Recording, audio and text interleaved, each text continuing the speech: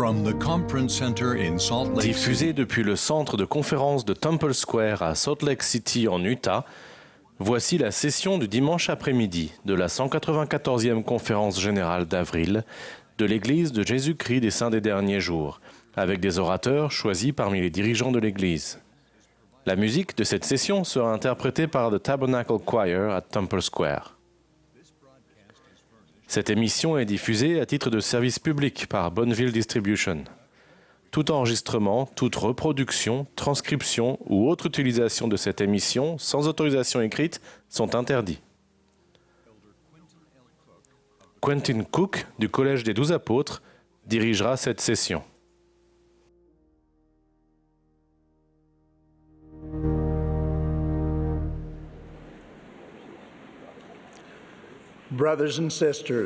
Frères et sœurs, nous vous souhaitons la bienvenue à la session du dimanche après-midi de la 194e conférence générale d'avril de l'Église de Jésus-Christ des Saints des Derniers Jours.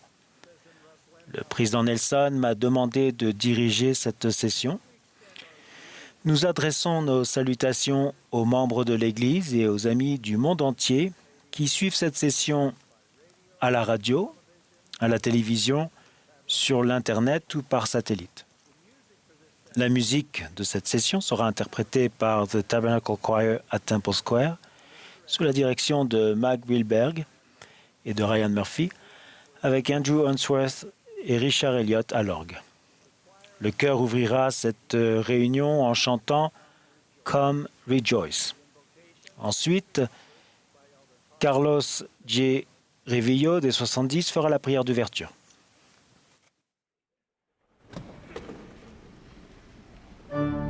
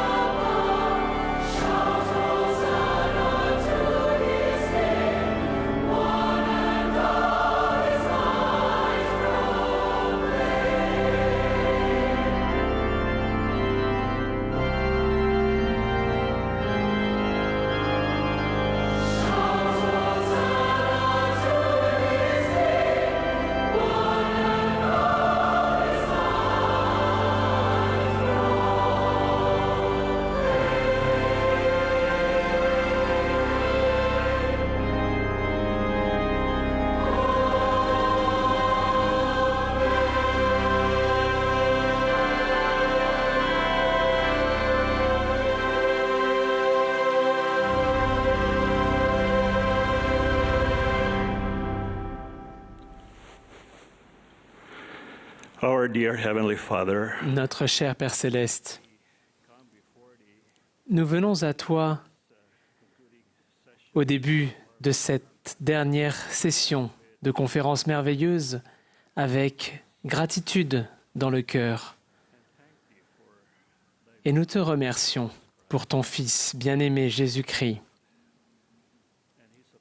que tu as envoyé et pour son sacrifice qui nous permet de revenir en ta présence. Nous te remercions pour le rétablissement de l'Évangile en ces derniers jours et nous te remercions pour les missionnaires qui prêchent l'Évangile de par le monde. Bénis-les.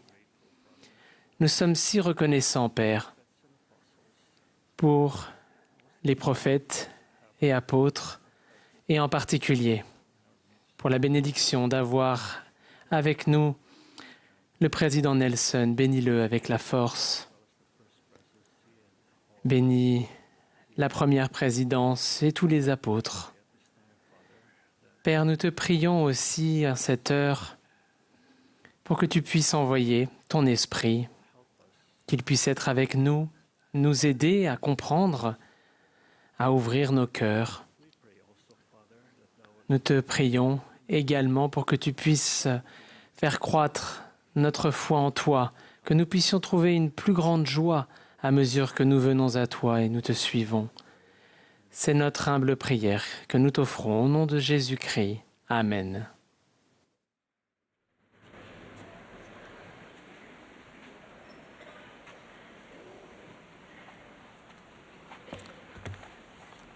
Nous aurons à présent le plaisir d'entendre Todd Christopherson du Collège des 12 apôtres. Il sera suivi de Taylor Godoy des 70. Après son discours, le chœur chantera « Softly and tenderly, Jesus is calling ». Puis nous entendrons Gary Stevenson du Collège des 12 apôtres et Matthias Held des 70.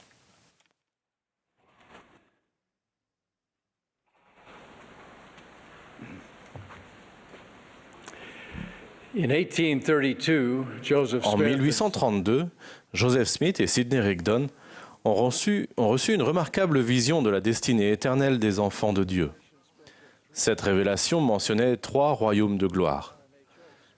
Dallin H. Oaks a parlé de ces royaumes de gloire en octobre dernier, soulignant que grâce au triomphe et à la gloire de l'agneau, tous les êtres humains, sauf un nombre relativement peu élevé, seront finalement rachetés dans l'un de ces royaumes, selon les désirs manifestés par leur choix. Le plan de rédemption de Dieu constitue une possibilité universelle pour tous ses enfants, peu importe où et quand ils ont vécu sur la terre. Bien que même la gloire du moindre des 3 royaumes, le Téleste, défie toute compréhension, notre Père espère que nous choisirons le plus élevé et le plus glorieux de ces 3 royaumes, le céleste, et que nous nous qualifierions pour y entrer par la grâce de son Fils, là où nous pourrons jouir de la vie éternelle en tant que co-héritiers de Christ. Le président Nelson nous a exhortés à penser de manière céleste, faisant du royaume céleste notre objectif éternel, puis à examiner avec soin où chacune de nos décisions ici-bas nous positionnera dans le monde à venir. Ceux qui héritent du royaume céleste sont ceux qui ont accepté le témoignage de Jésus, les justes parvenus à la perfection par l'intermédiaire de Jésus, le médiateur de la nouvelle alliance. Les habitants du second royaume, le terrestre, sont décrits comme étant fondamentalement bons. Ce sont notamment les hommes honorables de la terre qui ont été aveuglés par la fourberie des hommes. Leur principale faiblesse est qu'ils ne sont pas vaillants dans le témoignage de Jésus. En revanche, les personnes qui se trouvent dans le moindre royaume, le Téleste, sont celles qui n'ont pas accepté l'Évangile ni le témoignage de Jésus. Remarquez que la caractéristique qui différencie les habitants de chaque royaume est la force de leur témoignage de Jésus, qui se classifie selon un engagement sans réserve, un manque de vaillance ou un rejet catégorique. De notre réaction à chacun dépend notre destinée éternelle. Qu'est-ce que le témoignage de Jésus ? C'est le témoignage reçu du Saint-Esprit qu'il est le Fils divin de Dieu, le Messie et le Rédempteur. C'est le témoignage de Jean que Jésus était au commencement avec Dieu, le Créateur du ciel et de la terre, et qu'en lui était l'Évangile, et l'Évangile était la vie, et la vie était la lumière des hommes. C'est le témoignage des apôtres et des prophètes qu'il est mort, a été enseveli, est ressuscité le troisième jour, puis est monté au ciel. C'est savoir qu'il n'y a aucun autre nom donné par lequel le salut vienne. C'est le témoignage, le dernier de tous, rendu par Joseph Smith le prophète, qu'il vit, qu'il est le Fils unique du Père, et que par lui, à travers lui et en lui, les mondes sont et furent créés, et les habitants en sont des fils et des filles engendrés pour Dieu. Au-delà de ce témoignage se pose la question suivante. Qu'en faisons-nous ? Les héritiers du royaume céleste acceptent entièrement le témoignage de Jésus en étant baptisés, en recevant le don du Saint-Esprit et en vainquant par la foi. Les principes et les vérités de l'évangile de Jésus-Christ déterminent leurs priorités et leurs choix. Le témoignage de Jésus transparaît dans ce qu'ils sont et ce qu'ils deviennent.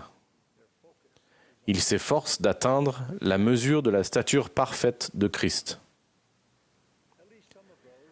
Quelques-unes, au moins, des personnes qui se trouveront dans le royaume terrestre ont aussi accepté le témoignage de Jésus, mais ce qui les distingue, c'est ce qu'elles ne font pas de ce témoignage. Le manque de vaillance dans le témoignage du Sauveur se traduit par une certaine apathie ou nonchalance.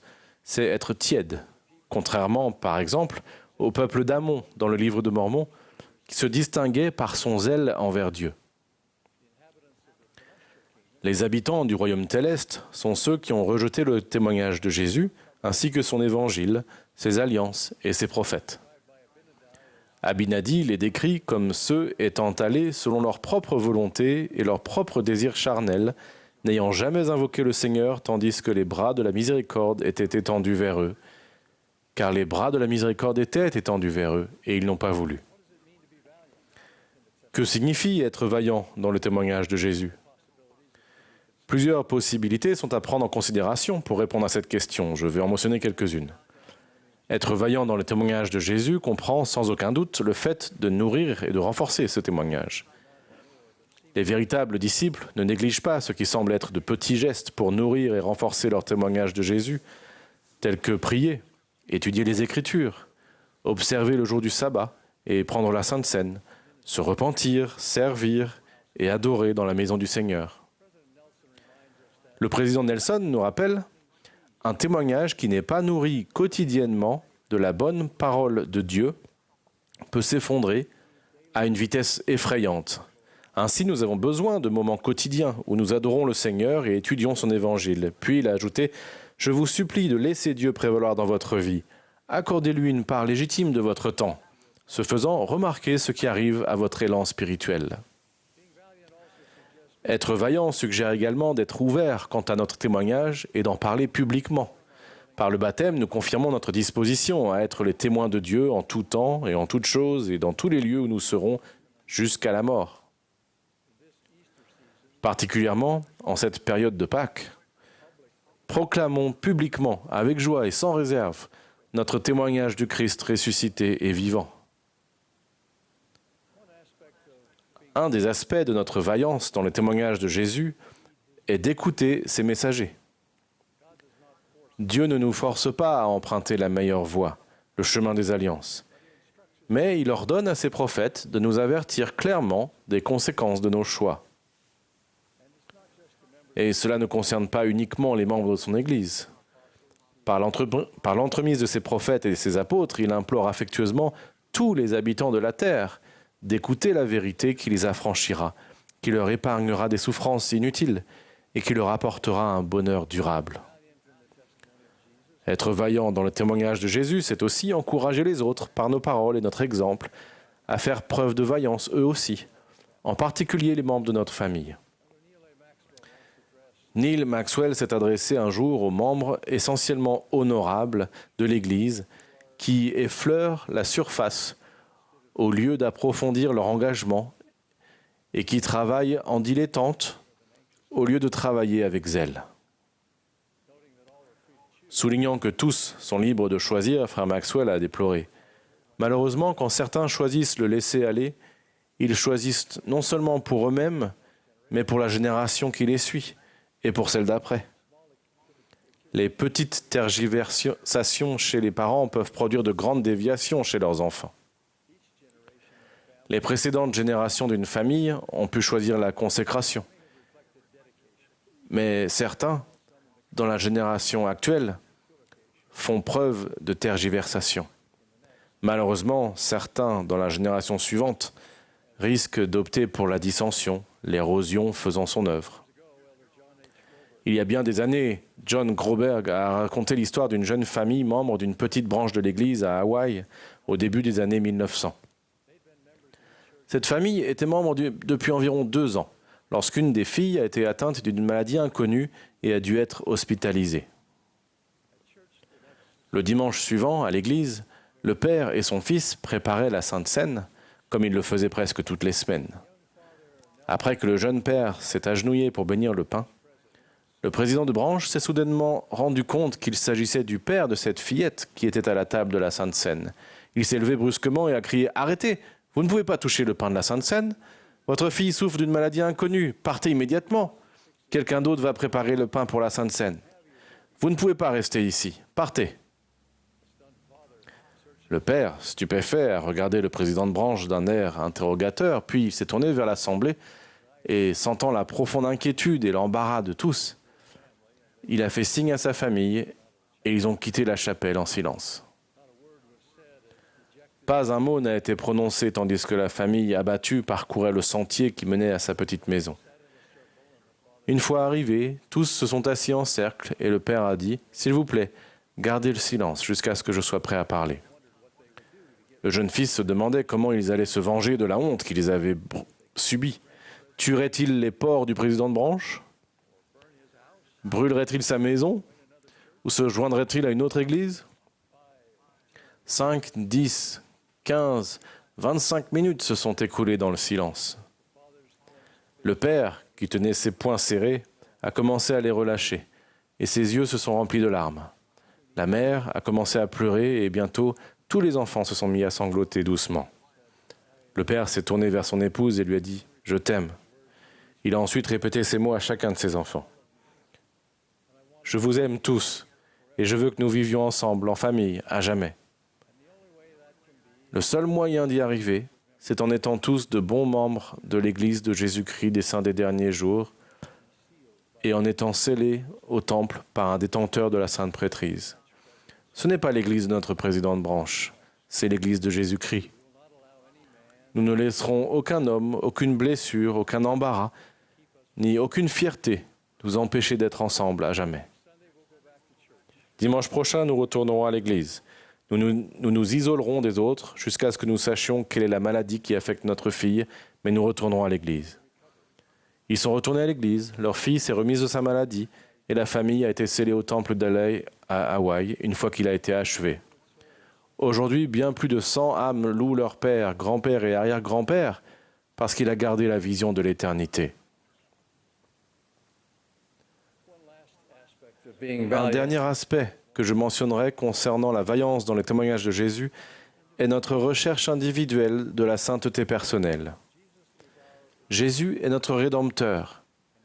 Il est essentiel et nous implore, disant « Repentez-vous, toutes les extrémités de la terre, et venez à moi, et soyez baptisés en mon nom, afin d'être sanctifiés par la réception du Saint-Esprit, afin de vous tenir sans tache devant moi au dernier jour. »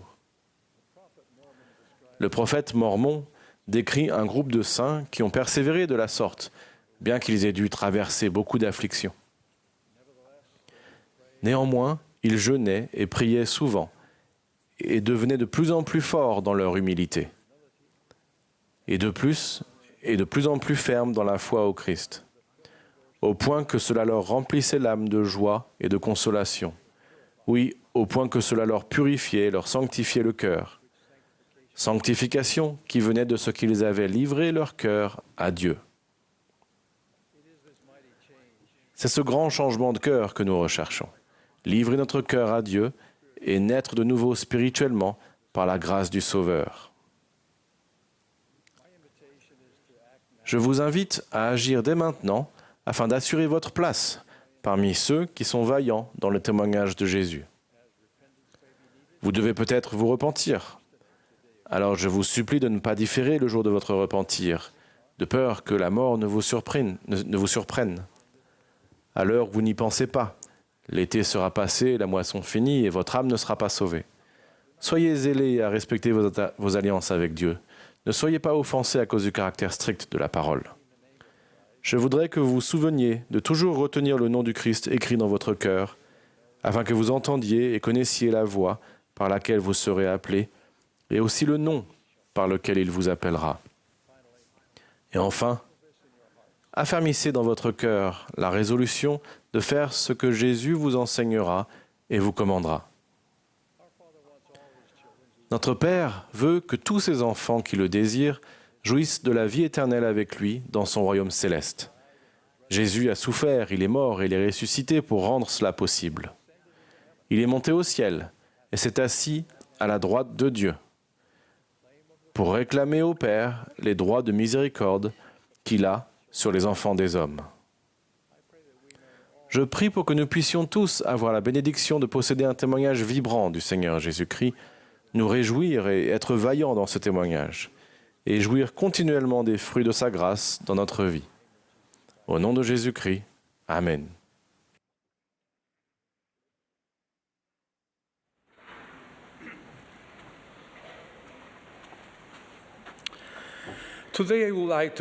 Aujourd'hui, j'aimerais commencer en témoignant de la certitude totale que j'ai au fond de mon cœur que Dieu entend nos prières et y répond de manière individualisée. Dans un monde qui traverse des périodes d'incertitude, de souffrance, de déception et de déchirement, nous pourrions être enclins à nous fier davantage à nos capacités et préférences personnelles et aux connaissances et garanties qui viennent du monde. Cela pourrait nous amener à reléguer à l'arrière-plan la source réelle de secours et de soutien qui peut contrer les difficultés de cette vie dans la condition mortelle. Je me souviens d'une fois où j'étais hospitalisé en raison d'une maladie. J'avais du mal à trouver le sommeil.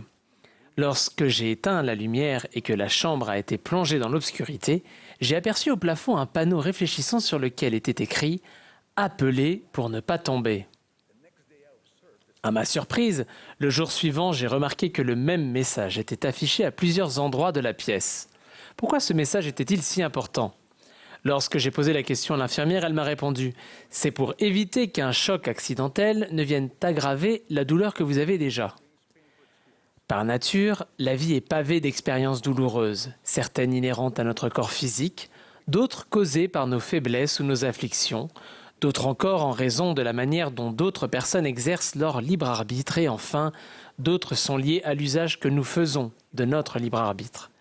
Existe-t-il une promesse plus puissante que celle prononcée par le Sauveur lui-même lorsqu'il a déclaré « Demandez et l'on vous donnera, cherchez et vous trouverez, frappez et l'on vous ouvrira ». La prière est le moyen par lequel nous communiquons avec notre Père Céleste. Elle nous permet d'appeler pour ne pas tomber. Malheureusement, dans certaines situations, lorsque nous ne recevons pas de réponse immédiate ou que celle-ci n'est pas conforme à nos attentes, nous pouvons parfois penser que notre appel n'a pas été entendu. Cela engendre à l'occasion de l'anxiété, de la tristesse et de la déception. Néanmoins, souvenez-vous des paroles pleines de foi de Néphi lorsqu'il a dit en parlant du Seigneur « Comment se fait-il qu'il ne puisse pas m'instruire pour que je construise un bateau ?» Je vous pose à présent la question « Comment se fait-il que le Seigneur ne puisse pas vous instruire pour que vous ne tombiez pas ?» Avoir confiance dans les réponses de Dieu implique que nous acceptions que ses voies ne sont pas nos voies et que tout doit arriver en son temps. La certitude que nous sommes les enfants d'un Père Céleste aimant et miséricordieux devrait nous inciter à l'appeler en prière fervente, à le prier toujours et à ne pas nous relâcher, afin que notre œuvre soit pour le bien-être de notre âme. Imaginez ce que peut ressentir notre Père Céleste lorsque, dans chacune de nos prières, nous l'implorons au nom de son Fils Jésus-Christ. Quel pouvoir et quelle tendresse, je le crois, se manifestent lorsque nous prions ainsi. Les Écritures sont remplies de récits de personnes qui ont fait appel à Dieu pour ne pas tomber. Élément et son armée, confrontés à leurs afflictions, ont fait appel à Dieu en déversant leur âme en prière. En réponse, ils ont reçu confiance, paix, foi, espoir, ainsi qu'un courage et une détermination accrue, et ce jusqu'à ce qu'ils aient atteint leur but. Réfléchissez à la manière dont Moïse aurait appelé et imploré Dieu lorsqu'il s'est retrouvé entre la mer Rouge et les Égyptiens qui arrivaient pour tomber sur eux, ou bien à Abraham lorsqu'il a obéi au commandement de sacrifier son fils Isaac. Je suis certain que chacun d'entre vous a vécu et vivra des expériences où appeler à l'aide sera la solution pour ne pas tomber. Il y a 30 ans, tandis que ma femme et moi nous préparions pour notre mariage civil et notre mariage au temple, nous avons reçu un coup de téléphone nous informant que les mariages civils étaient annulés en raison d'une grève. Cela s'est produit 3 jours avant la cérémonie prévue. Après plusieurs tentatives auprès d'autres bureaux et en l'absence de créneaux disponibles, nous avons commencé à nous sentir désemparés et à douter de la possibilité de nous marier à la date prévue. Ma fiancée et moi-même avons appelé à l'aide en déversant notre âme à Dieu en prière. Finalement, quelqu'un nous a informé de l'existence d'un bureau situé dans une petite bourgade en périphérie de la ville, dont il connaissait le maire. Sans aucune hésitation, nous nous y sommes rendus et avons demandé au maire s'il lui serait possible de nous marier.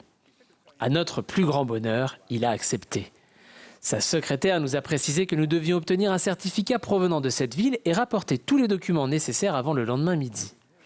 Le lendemain, nous nous sommes déplacés dans cette petite bourgade et nous sommes allés au poste de police pour demander le document requis. À notre grand étonnement, l'officier nous a répondu qu'il ne nous le remettrait pas, car de nombreux jeunes couples s'étaient enfuis de leur famille pour se marier en secret dans cette petite ville, ce qui n'était bien sûr pas notre cas. Une fois de plus, la peur et la tristesse nous ont envahis. Je me souviens avoir silencieusement appelé mon Père Céleste pour ne pas tomber. À ce moment-là, une impression claire m'est venue à l'esprit et j'ai entendu plusieurs fois les mots « recommandation pour le temple, recommandation pour le temple ». J'ai immédiatement sorti ma recommandation pour le temple et l'ai tendue à l'officier, au grand étonnement de ma fiancée. Nous avons été grandement surpris lorsque nous avons entendu l'officier dire « Pourquoi ne m'avez-vous pas dit plus tôt que vous faisiez partie de l'église de Jésus-Christ des Saints des derniers jours? Je connais bien votre église. » Il a immédiatement commencé à préparer le document. Nous avons été d'autant plus surpris lorsqu'il a quitté le poste sans dire un mot. 50 minutes plus tard, il n'était toujours pas de retour. Il était déjà 11h55 et nous avions seulement jusqu'à midi pour apporter les documents. Soudain, il est apparu accompagné d'un adorable chiot et nous a dit qu'il s'agissait de notre cadeau de mariage, qu'il nous a tendu avec le document. En hâte, nous nous sommes rendus au bureau du maire, munis de notre document et de notre nouveau chien. Nous avons alors remarqué un véhicule de fonction qui s'approchait de nous. Je me suis interposé devant lui. Le véhicule s'est arrêté et nous avons aperçu la secrétaire à l'intérieur. En nous voyant, elle a dit « Je suis désolée, je vous avais dit midi, j'ai une autre obligation. » Humblement et en silence, j'ai appelé mon Père Céleste de tout mon cœur et lui ai demandé, une fois encore, de m'aider à ne pas tomber. Tout à coup, le miracle s'est produit. La secrétaire nous a dit « Quel beau chien vous avez là! Où pourrais-je en trouver un comme celui-ci pour mon fils ?» Ce à quoi nous avons promptement répondu « Il est pour vous !»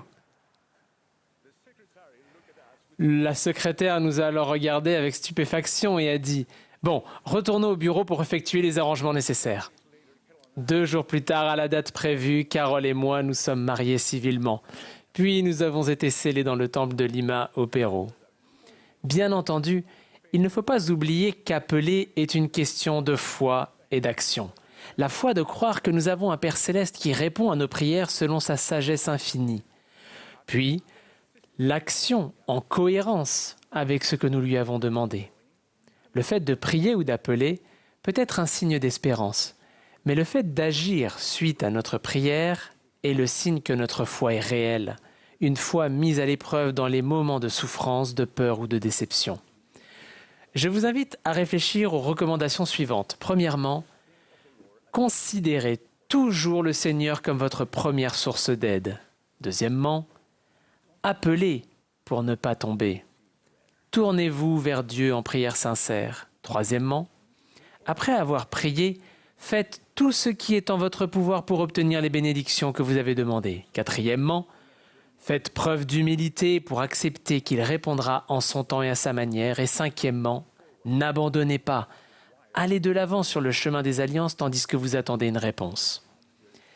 Il est possible qu'en ce moment même, quelqu'un parmi vous, en raison de sa situation, se sente sur le point de tomber et désire appeler, tout comme Joseph Smith, lorsqu'il s'est écrié « Ô Dieu, où es-tu? Combien de temps retiendras-tu ta main ?» Si vous êtes dans cette situation, priez avec élan spirituel comme l'a enseigné le président Nelson, car notre Père Céleste entend toujours vos prières. Souvenez-vous de ce cantique. Dès le matin dans ta chambre, frère, as-tu prié? Invoquez le Dieu de grâce, pour si le danger menace, être protégé. La prière est comme un phare, transformant la nuit en jour. Si la vie te désempare, viens à Dieu toujours. Par la prière, nous ressentirons l'étreinte de notre Père Céleste, qui a envoyé son Fils unique pour soulager nos fardeaux. Car si nous faisons appel à Dieu, je témoigne que nous ne tomberons pas. Au nom de Jésus-Christ, Amen.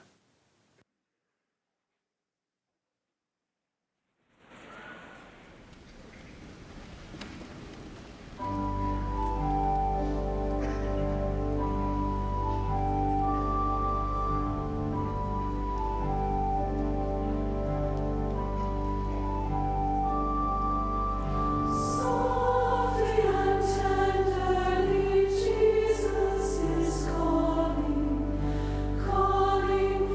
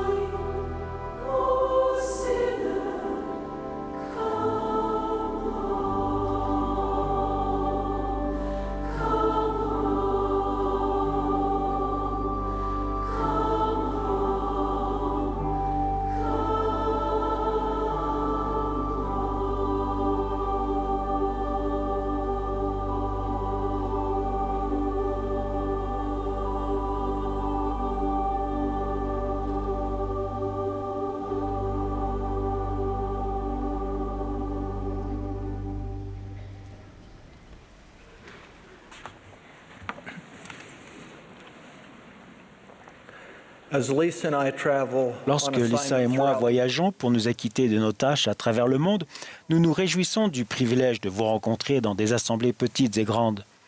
Votre dévouement à l'œuvre du Seigneur nous inspire et témoigne de l'évangile de Jésus-Christ. Nous rentrons chez nous après chaque visite en nous demandant si nous avons pu donner autant que ce que nous avons reçu. Lorsque nous voyageons, nous avons peu de temps pour faire du tourisme. Cependant, lorsque c'est possible, je consacre quelques instants à l'une de mes passions.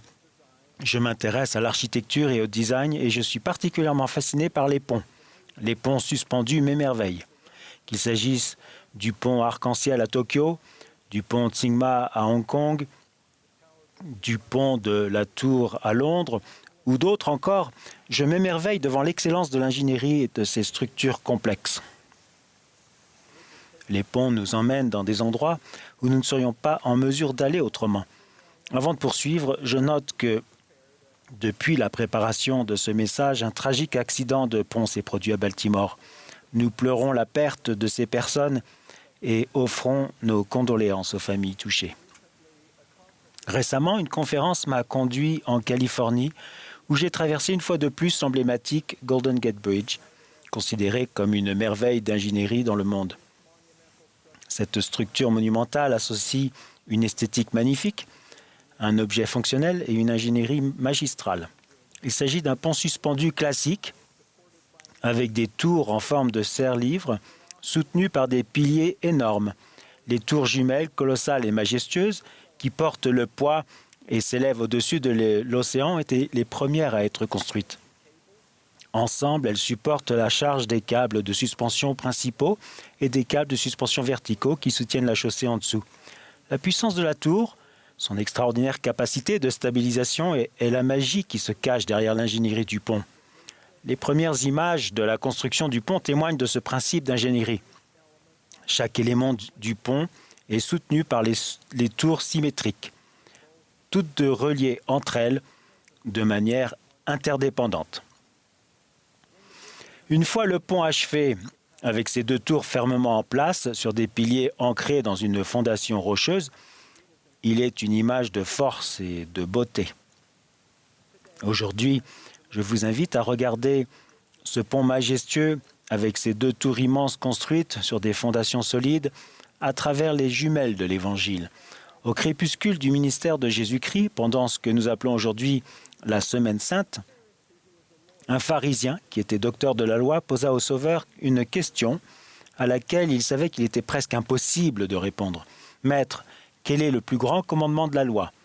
Le docteur de la loi, qui cherchait à l'éprouver et à obtenir une réponse légaliste, avec une intention apparemment malhonnête, a reçu une réponse authentique, sacrée et divine.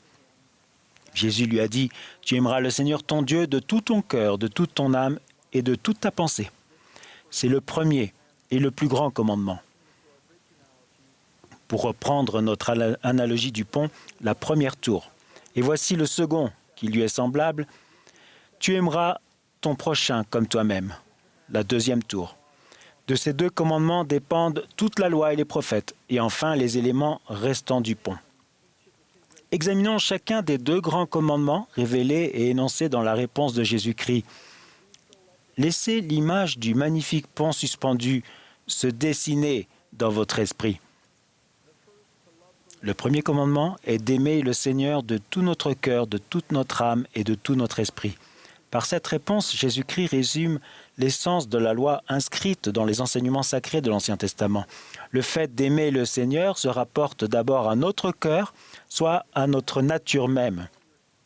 Le Seigneur nous demande d'aimer de toute notre âme, autrement dit, d'y consacrer tout notre être, et enfin, d'aimer de tout notre esprit, c'est-à-dire notre intelligence et notre intellect.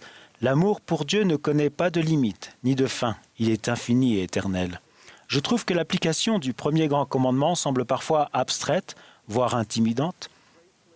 Heureusement, lorsque je réfléchis à d'autres paroles de Jésus, ce commandement devient beaucoup plus compréhensible. Si vous m'aimez, gardez mes commandements. Voilà quelque chose que je suis capable de faire. Je peux aimer notre Père Céleste et Jésus-Christ, ce qui conduit ensuite à la prière, à l'étude des Écritures et au culte au temple. Nous aimons le Père et le Fils en payant la dîme, en sanctifiant le jour du sabbat, en menant une vie vertueuse et chaste et en étant obéissant. L'amour du Seigneur se mesure souvent par de petits actes quotidiens, des pas sur le chemin des alliances. Pour les jeunes, il peut s'agir d'utiliser les réseaux sociaux pour édifier plutôt que critiquer, de quitter une fête, un film ou une activité où vos principes pourraient être remis en question, ou encore de faire preuve de révérence pour les choses sacrées. Voyez ce bel exemple. C'était un dimanche de jeûne. Vance et moi avons frappé à la porte d'une humble maison. Avec d'autres diacres du collège, nous nous attendions à entendre les mots « Entrez, s'il vous plaît », avec un fort accent allemand, sur un ton accueillant mais assez fort pour qu'on puisse l'entendre à travers la porte. Sœur Müller était l'une des nombreuses veuves immigrées de la paroisse. Elle ne pouvait pas venir à la porte facilement car elle était aveugle. Alors que nous pénétrions dans la maison faiblement éclairée, elle nous a accueillis en nous posant des questions aimables. « Comment vous appelez-vous ? Comment allez-vous ? Aimez-vous le Seigneur ?» Nous lui avons répondu que nous étions venus pour recevoir son offrande de jeûne. Même à notre jeune âge, sa situation précaire nous était évidente et sa réponse, pleine de foi, était profondément touchante. J'ai mis une pièce de 10 centimes sur le comptoir plus tôt ce matin. Je suis tellement reconnaissante d'offrir mon don de jeûne. Auriez-vous la gentillesse de le mettre dans l'enveloppe et de remplir mon reçu d'offrande de jeûne ? Son amour du Seigneur édifiait notre foi chaque fois que nous quittions sa maison. Le roi Benjamin a promis un pouvoir remarquable aux personnes qui respectent le premier grand commandement. Je désirerais que vous méditiez sur l'état béni et bienheureux de ceux qui gardent les commandements. Ils sont bénis en tout, et s'ils tiennent bon avec fidélité jusqu'à la fin, ils seront reçus dans le ciel, dans un état de bonheur sans fin. Aimer le Seigneur conduit au bonheur éternel. Jésus a dit ensuite, « Et voici le second qui lui est semblable, tu aimeras ton prochain comme toi-même. » C'est la deuxième tour du pont.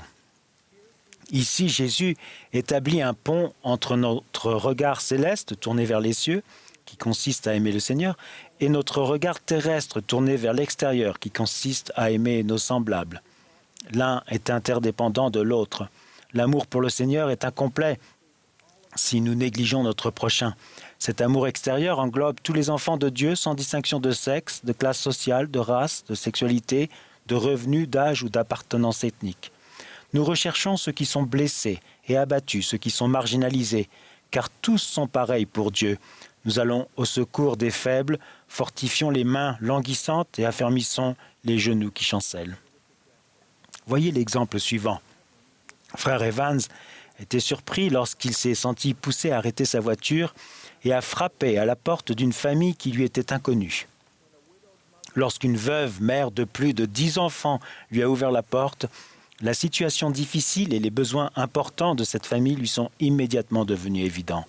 Le premier besoin était simple, de la peinture pour leur maison, mais il a été suivi par de nombreuses années de services temporels et spirituels.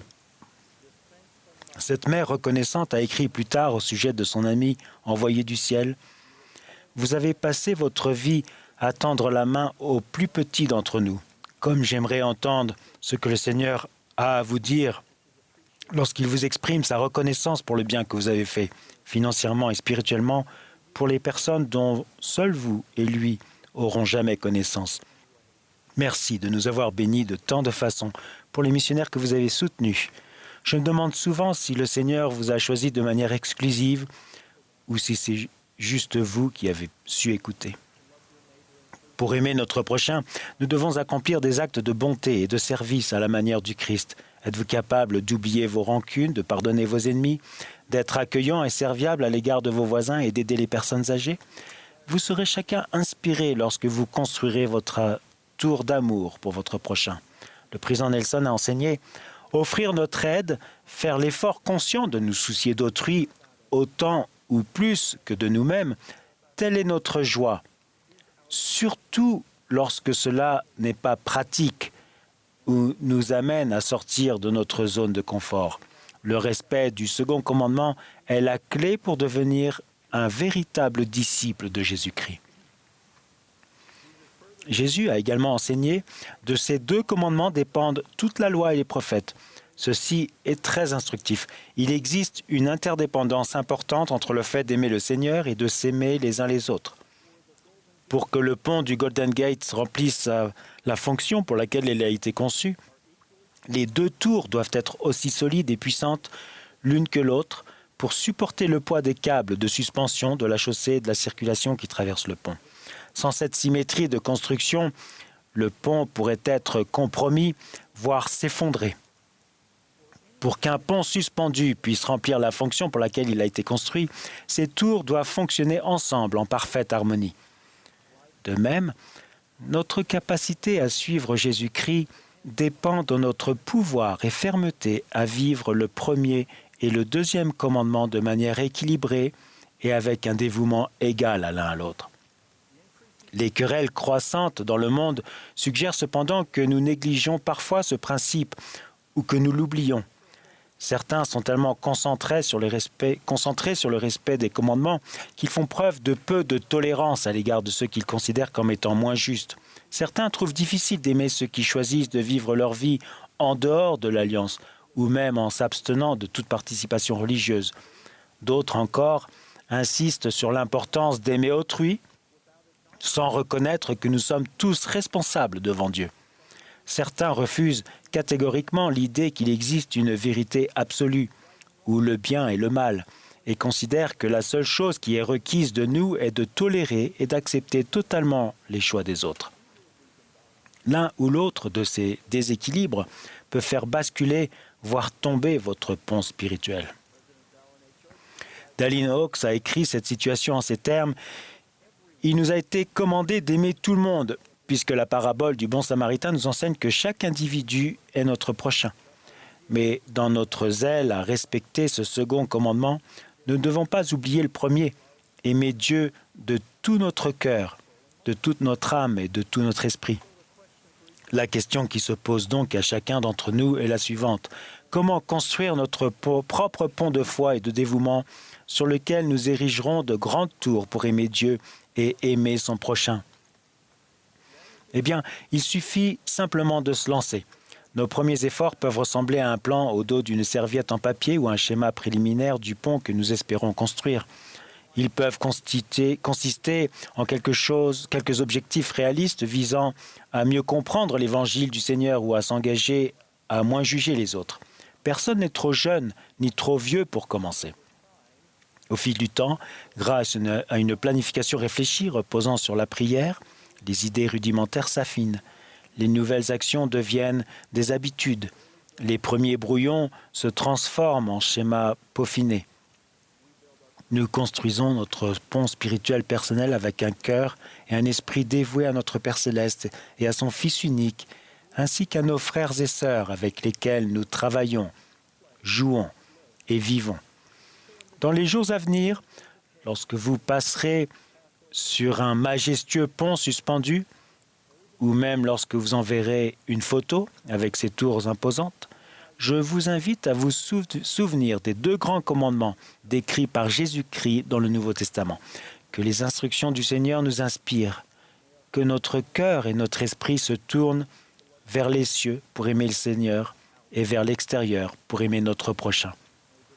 Que cela renforce notre foi en Jésus-Christ et en son expiation dont je témoigne. Au nom de Jésus-Christ. Amen.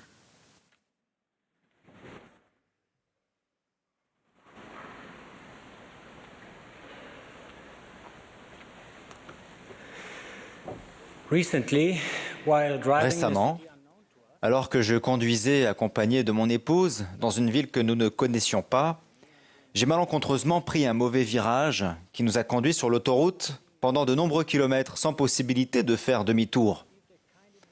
Un ami nous avait chaleureusement invités à lui rendre visite et nous nous inquiétions d'arriver chez lui avec beaucoup de retard. Pendant que nous étions sur l'autoroute, en train de chercher désespérément un moyen d'en sortir, je me suis reproché de ne pas avoir été plus attentif au système de navigation. Cette expérience m'a rappelé qu'au cours de notre vie, nous prenons parfois de mauvaises décisions dont nous devons assumer les conséquences avec humilité et patience jusqu'à ce que nous soyons de nouveau en mesure de modifier notre trajectoire. La vie est faite de choix. Notre Père Céleste nous a offert le don divin du libre arbitre dans le but que nous puissions apprendre de nos choix, des bons comme des mauvais. Nous rectifions nos mauvais choix lorsque nous nous repentons.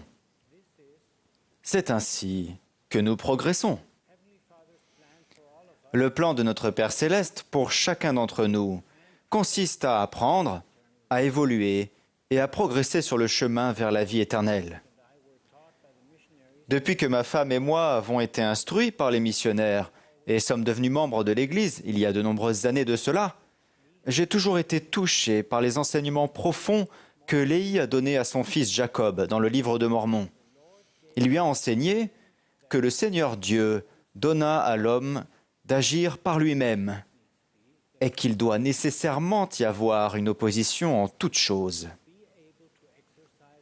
Pour pouvoir exercer notre libre arbitre, nous devons avoir le choix entre deux options opposées. Le livre de Mormon nous rappelle aussi que nous avons été suffisamment instruits et que l'Esprit du Christ a été donné à chacun d'entre nous pour discerner le bien du mal. Dans notre vie, nous sommes constamment confrontés à de nombreux choix importants.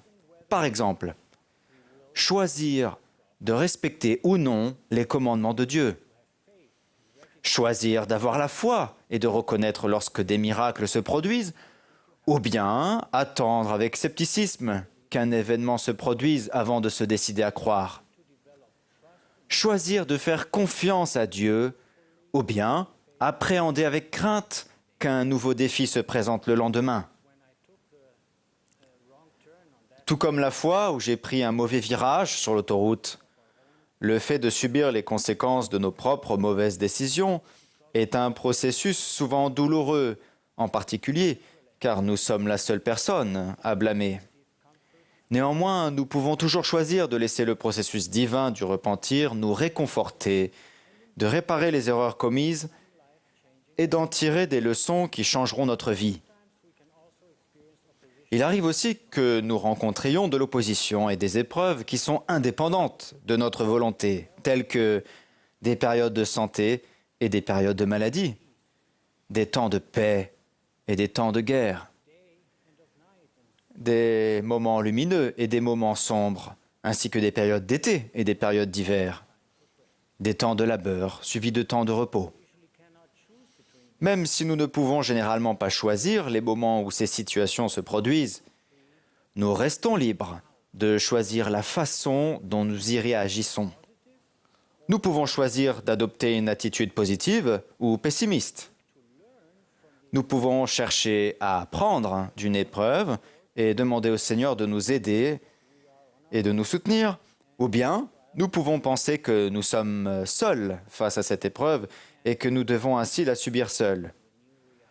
Lorsque nous faisons face à une nouvelle réalité, nous pouvons ajuster nos voiles ou nous pouvons décider de ne pas agir. Dans l'obscurité de la nuit, nous pouvons allumer la lumière.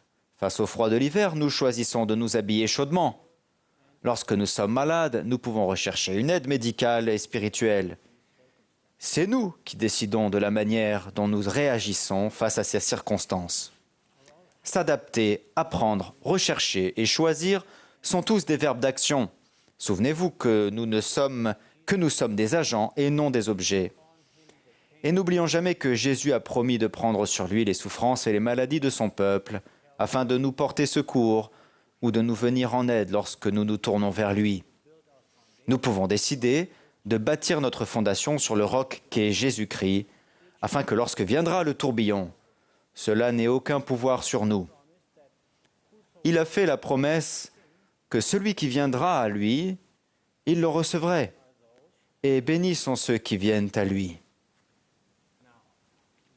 À présent, je vais parler d'un autre principe particulièrement important. Léhi a enseigné qu'il doit y avoir de l'opposition en toutes choses. Cela signifie que deux opposés ne peuvent exister indépendamment l'un de l'autre. Ils peuvent même être complémentaires. Nous ne serions pas capables de reconnaître la joie si nous n'avions jamais connu la tristesse. La faim que nous ressentons parfois nous incite à être particulièrement reconnaissants lorsque nous avons à nouveau de quoi manger. Nous ne pourrions pas discerner la vérité si nous n'avions jamais entendu de mensonges. Ces deux opposés sont comparables à deux faces d'une même pièce. Ces deux faces sont toujours présentes. Charles Dickens a illustré cette idée en écrivant « C'était la meilleure des époques, c'était la pire des époques ». Permettez-moi de vous raconter une expérience personnelle. Le fait de se marier, de fonder une famille et d'avoir des enfants nous a permis de vivre les plus beaux moments de joie de notre vie, mais également les moments de douleur, d'angoisse et de chagrin les plus intenses lorsqu'un malheur arrivait à l'un d'entre nous. La joie et la félicité infinie vécues avec nos enfants ont parfois été suivies de périodes répétées de maladie, d'hospitalisation et de nuits blanches remplies de détresse, mais aussi de soulagement grâce à la prière et aux bénédictions de la prêtrise. Ces expériences contrastées nous ont appris que nous ne sommes jamais seuls dans les moments de souffrance. Elles nous ont aussi montré combien nous pouvons supporter avec le soutien et l'aide du Seigneur. Ces expériences ont contribué à nous façonner de façon merveilleuse, et tout cela en valait vraiment la peine. N'est-ce pas là la raison de notre venue sur terre? Les Écritures contiennent des exemples intéressants. Léhi a enseigné à son fils Jacob que les afflictions qu'il avait traversées dans le désert l'avaient aidé à connaître la grandeur de Dieu et que Dieu consacrerait ces afflictions à son avantage. Pendant la cruelle incarcération de Joseph Smith dans la prison de Liberty, le Seigneur lui a promis que toutes ces choses lui donneraient de l'expérience et seraient pour son bien. Enfin, le sacrifice infini de Jésus-Christ est assurément le summum d'une douleur et d'une souffrance inégalée. Mais il a rendu accessible pour tous les enfants de Dieu les merveilleuses bénédictions de l'expiation. Là où brille le soleil, l'ombre est aussi présente. Les flots peuvent être source de destruction, mais ils sont aussi source de vie. Les larmes de chagrin se changent souvent en larmes de soulagement et de joie. Les sentiments de tristesse lors du départ d'êtres chers seront compensés plus tard par la joie de les retrouver. En temps de guerre et de destruction, de nombreux petits actes de gentillesse et d'amour apparaissent aux personnes qui ont des yeux pour voir et des oreilles pour entendre. Le monde d'aujourd'hui est souvent empreint d'anxiété et de peur, la peur de ce que l'avenir pourrait nous réserver. Mais Jésus nous a enseigné à lui faire confiance et à nous tourner vers lui dans chacune de nos pensées, à ne pas douter, à ne pas craindre. Faisons constamment un effort conscient pour voir les deux faces de chacune des pièces qui se présentent dans notre vie.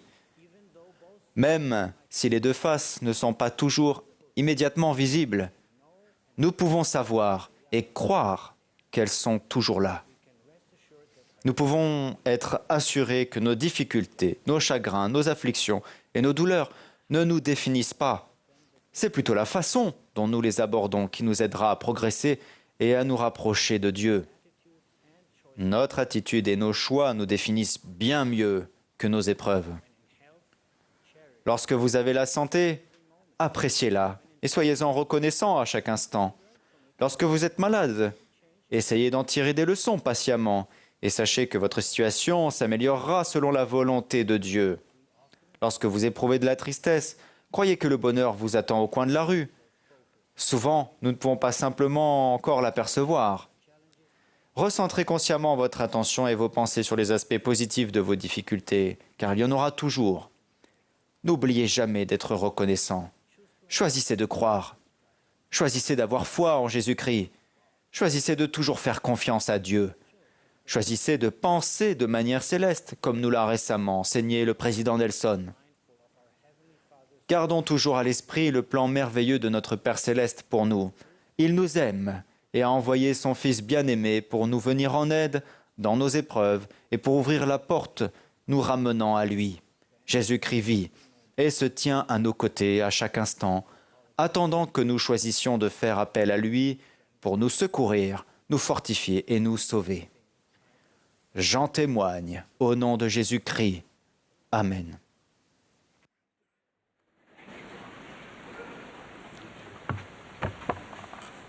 As directed, the Au signal congregation du directeur, l'Assemblée se joindra au chœur pour chanter « Quel fondement ferme », le numéro 42 dans le recueil de cantiques français.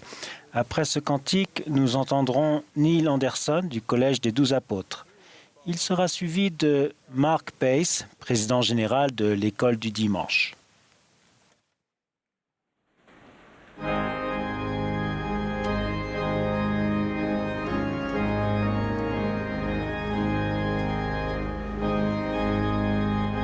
This is the Sunday afternoon session of the 194th Annual General Conference of The Church of Jesus Christ of Latter-day Saints.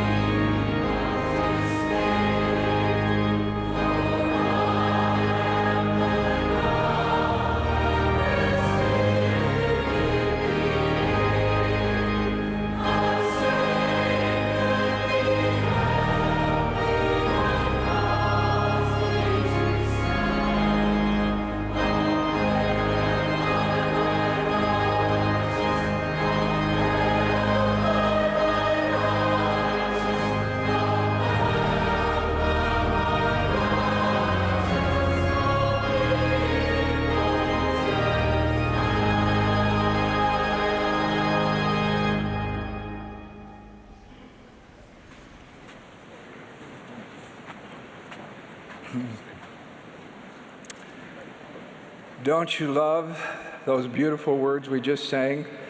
I'll strengthen thee. Combien j'aime les paroles que nous venons de chanter. Devant l'adversaire, je te rendrai fort. Je veux, dans l'épreuve, bénir ton effort. Le Seigneur fortifie les saints de tous âges qui viennent dans sa sainte maison. De Kinshasa à Zollikofen, en passant par Fukuoka et Auckland, les jeunes de leur propre initiative remplissent les baptistères des temples. Autrefois, la plupart de nos chers servants des ordonnances avaient des cheveux grisonnants. Ce n'est plus le cas aujourd'hui. Des missionnaires à plein temps, des missionnaires dédiés au service et des missionnaires de retour sont partout dans les temples, dans le monde entier. Un sentiment grandissant nous attire vers la maison du Seigneur. Il y a à peine plus d'1 an, une chère amie de la famille vivant sur la côte est des États-Unis, âgée de 95 ans et qui avait été instruite par des missionnaires pendant 70 ans, a dit à sa fille « Je veux aller au temple avec toi ». Sa fille lui a répondu « Eh bien maman, tu dois d'abord te faire baptiser ». Elle a dit « D'accord, alors je veux me faire baptiser ». Elle s'est fait baptiser. Quelques jours plus tard, elle est entrée avec révérence dans le baptistère du temple. Il y a un peu plus d'un mois, elle a pu recevoir sa propre dotation et être scellée. Et tout se ressent de sa pure influence. Le voile commence à s'ouvrir à nos yeux. Vous êtes-vous demandé pourquoi le Seigneur commandait à son prophète de parsemer la terre de ses saints temples de nos jours? Pourquoi, à cette époque précise, accorderait-il à son peuple d'alliance la prospérité nécessaire pour que, grâce à leurs dîmes sacrées, des centaines de maisons du Seigneur puissent être construites? Ce matin, Frère Hawks a présenté une belle représentation des temples en construction à travers le monde. Cathy et moi étions récemment aux Philippines. Songez à ce miracle. Le temple de Manille a été consacré en 1984. Il a fallu attendre 26 ans pour qu'un deuxième temple, à Cebu, soit achevé en 2010. Aujourd'hui, 14 ans plus tard, 11 temples sont en cours de construction, de conception ou de préparation en vue de leur consécration. Du nord au sud, Laoag, Tuguegarao, Santiago, Urdaneta, Alabang, Naga, Tacloban City, Iloilo, Bacolod, Sagayan, de Oro et Davao. Les œuvres merveilleuses de Dieu sont à couper le souffle. Dans le monde entier, les maisons du Seigneur sont de plus en plus proches de nous. Pourquoi à notre époque? Le Seigneur a averti que dans les derniers jours, il y aurait de la détresse parmi les nations, que les gens seraient égoïstes, que tout serait en tumulte, que la confusion abonderait et que le cœur des hommes leur manquerait. Nous avons certainement vu le cœur des hommes et des femmes leur faire défaut pour plusieurs raisons. L'attrait du monde, la distraction des voies séduisantes, la négligence de la nourriture spirituelle, la fatigue face aux exigences de la vie de disciples. Peut-être avez-vous été attristé de voir un être cher qui, pendant un temps, a parlé sincèrement de sa foi en Jésus-Christ, a témoigné du livre de Mormon et a contribué avec enthousiasme à l'édification du royaume de Dieu, se détourner soudainement de ses croyances, du moins pour l'instant, et s'éloigner de l'Église. Voici mon conseil. Ne désespérez pas, car avec Dieu, rien n'est impossible. Avec le tumulte et l'incrédulité prophétisée dans le monde, le Seigneur a promis qu'il y aurait un peuple d'alliance, un peuple qui attendrait avec impatience son retour, un peuple qui se tiendrait en des lieux saints et ne se laisserait pas ébranler. Il a parlé d'un peuple juste, résistant aux tromperies de l'adversaire, disciplinant sa foi, pensant de manière céleste et faisant entièrement confiance au Sauveur Jésus-Christ. Pourquoi le Seigneur permet-il que des centaines de temples soient plus proches de nous aujourd'hui? L'une des raisons est qu'il a promis de fortifier et de bénir ces saints qui ont fait alliance face aux tribulations et aux tentations du monde. Comment ces saintes maisons nous renforcent-elles, nous réconfortent-elles et nous protègent-elles? Nous trouvons la réponse dans les supplications de Joseph Smith le prophète, lors de la consécration du temple de Kirtland. C'est dans ce temple qu'ils ont construit que les saints ont chanté « Chantons à la gloire du Très-Haut dans les cieux ». Le Sauveur lui-même est apparu et les prophètes d'autrefois sont revenus, conférant davantage de clés de la prêtrise nécessaires au rétablissement de l'Évangile. En cette occasion sacrée, dans le temple de Kirtland, le prophète a prié pour que, dans la sainte maison du Seigneur, les saints soient armés du pouvoir de Dieu, que le nom de Jésus-Christ soit sur eux, que ses anges les gardent et qu'ils croissent dans le Seigneur et reçoivent une plénitude du Saint-Esprit. Ces supplications puissantes s'accomplissent dans notre vie lorsque nous prenons fidèlement part au culte dans la maison du Seigneur. Dans sa maison, nous sommes littéralement dotés du pouvoir céleste. Notre foi en Jésus-Christ et notre amour pour lui sont confirmés et fortifiés. Nous recevons l'assurance spirituelle de notre véritable identité et du but dans la vie. Si nous sommes fidèles, nous sommes protégés des tentations et des distractions. Nous ressentons l'amour de notre Sauveur lorsqu'il nous édifie dans nos difficultés, nos épreuves, nos peines et nos chagrins. Nous sommes armés du pouvoir de Dieu. Dans sa sainte maison, nous prenons plus complètement son nom sur nous. Lorsque nous nous faisons baptiser, nous déclarons notre foi en lui et notre disposition à garder ses commandements. Dans le temple, à travers nos alliances, nous faisons la promesse sacrée de le suivre pour toujours. Les jeunes de cette Église sont incroyables. Dans ce monde difficile, ils prennent sur eux le nom du Christ. À Heber City, en Utah, une réunion publique a été organisée pour discuter des détails de la construction d'un temple.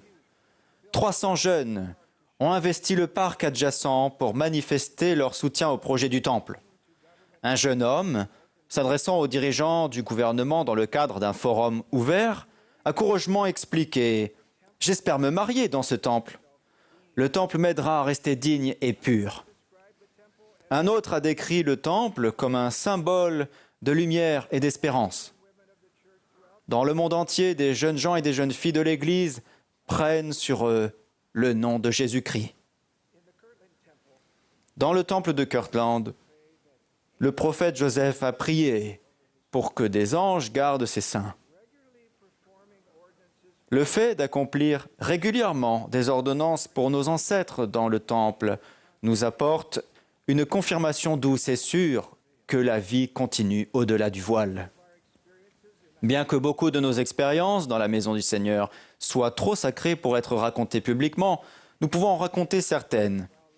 Il y a 40 ans, alors que nous vivions en Floride, Cathy et moi nous sommes rendus au temple d'Atlanta en Géorgie. Le soir du jeudi 9 mai 1984, alors que nous terminions une session dans le temple, un servant des ordonnances s'est approché de moi et m'a demandé si j'avais le temps de faire une seule ordonnance préparatoire. Le nom de la personne que je représentais était peu commun. Son nom était Eleazar Searcy. Le lendemain, de nombreux membres étaient présents dans le temple. Alors que je me préparais à accomplir ma deuxième session de dotation de la journée, on m'a donné le nom de la personne que je représenterais. À ma grande surprise, il s'agissait de la même personne que la veille. Eleazar Searcy. J'ai ressenti l'Esprit du Seigneur à la fin de la dotation. Plus tard, dans l'après-midi, alors que nous étions toujours dans le temple, Cathy a aperçu une amie âgée de la famille, Dolly Fernandez, qui vivait à Atlanta. N'ayant aucun membre masculin de sa famille avec elle, elle m'a demandé si je pouvais l'aider à sceller son père à ses propres parents. J'étais bien sûr honoré. En m'agenouillant au bord de l'autel pour cette ordonnance sacrée, j'ai à nouveau entendu le nom qui était désormais gravé dans mon esprit, celui de son père, Eleazar Searcy. Je crois fermement qu'après cette vie, je rencontrerai et prendrai dans mes bras un homme connu sous le nom d'Eleazar Searcy dans la condition mortelle. La plupart de nos expériences dans la maison du Seigneur apportent une paix joyeuse et des révélations silencieuses plutôt que des manifestations spectaculaires. Mais soyez-en sûrs, ces anges nous gardent véritablement. Nous recevons le don du Saint-Esprit lorsque nous sommes confirmés membres de l'Église. Chaque semaine, lorsque nous prenons dignement le pain et l'eau en souvenir de notre Sauveur, nous recevons la promesse que son Esprit sera toujours avec nous. En nous rendant à la maison du Seigneur, le lieu le plus saint de la terre, avec un cœur bien disposé, nous grandissons dans le Seigneur et pouvons recevoir une plénitude du Saint-Esprit. Par la puissance du Saint-Esprit, nous sommes remplis de paix, de joie et d'une espérance ineffable. Nous recevons la force de demeurer ses disciples, même lorsque nous nous tenons en dehors des lieux saints. Le président Nelson a déclaré « Notre Sauveur et Rédempteur Jésus-Christ va accomplir certaines de ses œuvres les plus puissantes d'ici à son retour. Nous allons voir des indications miraculeuses que Dieu le Père et Jésus-Christ président cette Église en majesté et en gloire. Parsemer la terre de maisons du Seigneur est une grande œuvre et un signe miraculeux. Mes chers amis, dans la mesure du possible, et si nous n'avons pas déjà fait des efforts pour nous rendre au temple plus fréquemment, efforçons-nous toujours de trouver davantage de temps pour adorer Dieu dans la maison du Seigneur. Prions pour les temples qui ont été annoncés, pour que les terrains puissent être achetés, pour que les gouvernements approuvent les plans, pour que les ouvriers talentueux voient leurs dons magnifiés, et pour que les consécrations sacrées apportent l'approbation des cieux et la visite des anges. Le temple est littéralement la maison du Seigneur. Je vous promets que si vous vous rendez dans sa sainte maison avec dignité et dans un esprit de prière, vous serez armés de son pouvoir, son nom sera sur vous, ses anges vous garderont et vous bénéficierez davantage de la compagnie du Saint-Esprit. Le Seigneur a promis, « Toute âme qui délaisse ses péchés, vient à moi, invoque mon nom, obéit à ma voix et garde mes commandements, verra ma face et saura que je suis. » Il existe de nombreuses façons de voir la face du Christ, et il n'y a pas de meilleur endroit que sa sainte maison. En cette époque de confusion et de tumulte, je témoigne que le temple est sa sainte maison et contribuera à nous préserver, à nous protéger et à nous préparer pour le jour glorieux où, accompagné de tous ses saints anges, notre Sauveur reviendra en majesté, en puissance et en grande gloire. Au nom de Jésus-Christ. Amen.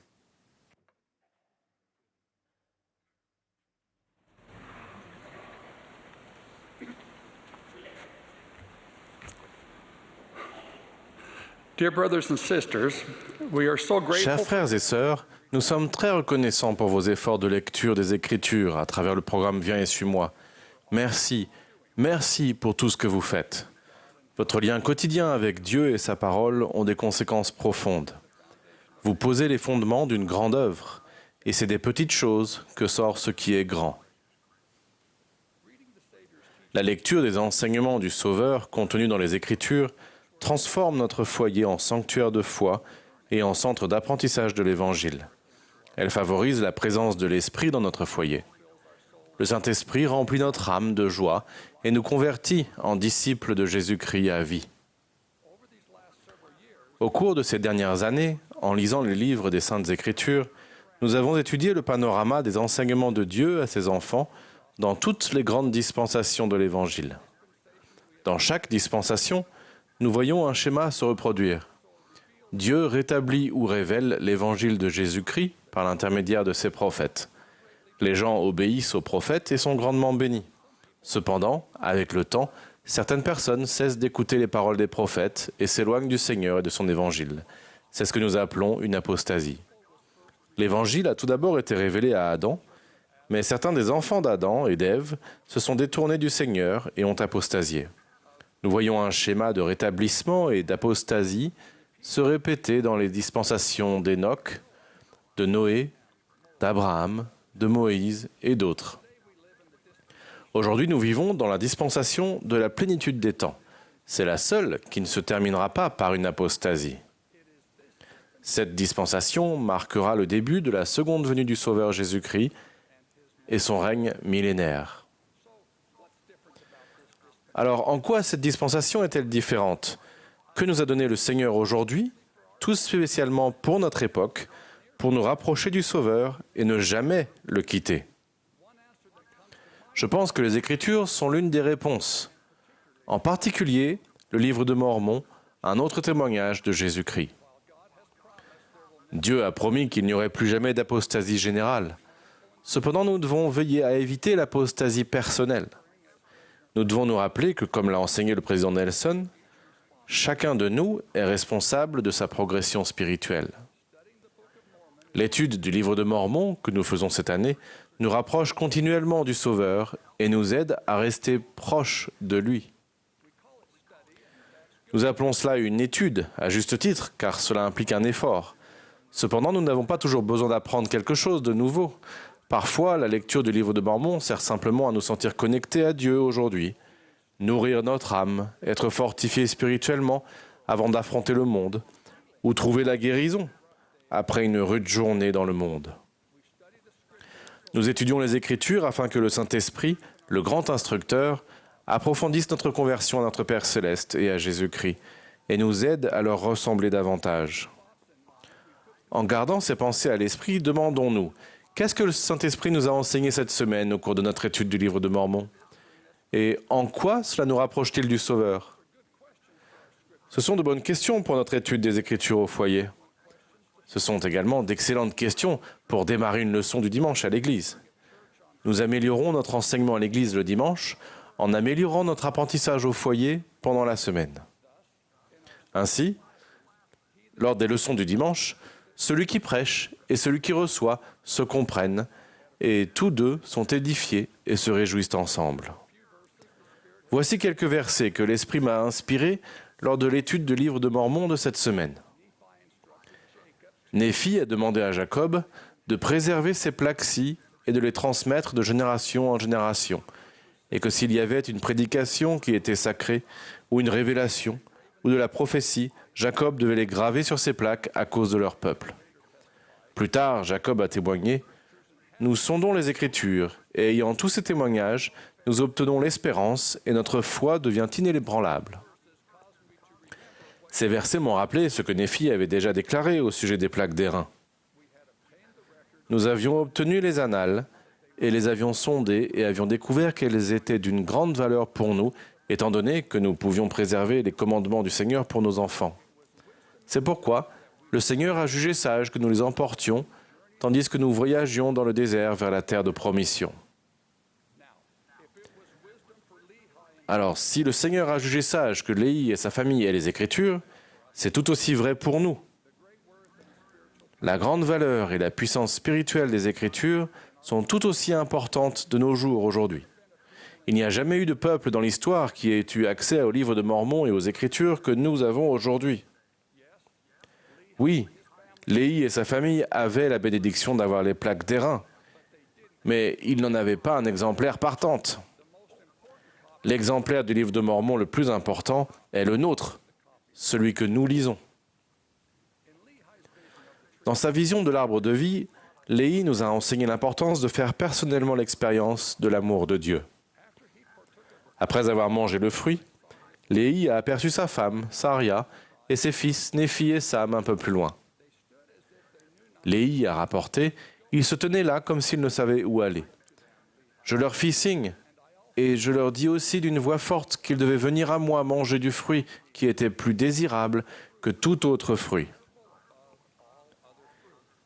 Et ils vinrent à moi et mangèrent aussi du fruit.